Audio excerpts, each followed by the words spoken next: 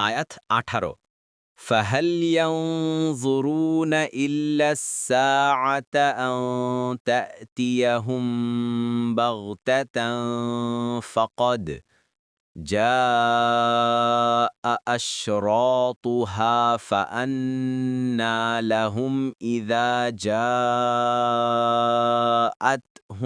ذكراهم অনুবাদ সুতরাং তারা কি শুধু এজন্য অপেক্ষা করছে যে কিয়ামত তাদের কাছে এসে পড়ুক আকস্মিকভাবে?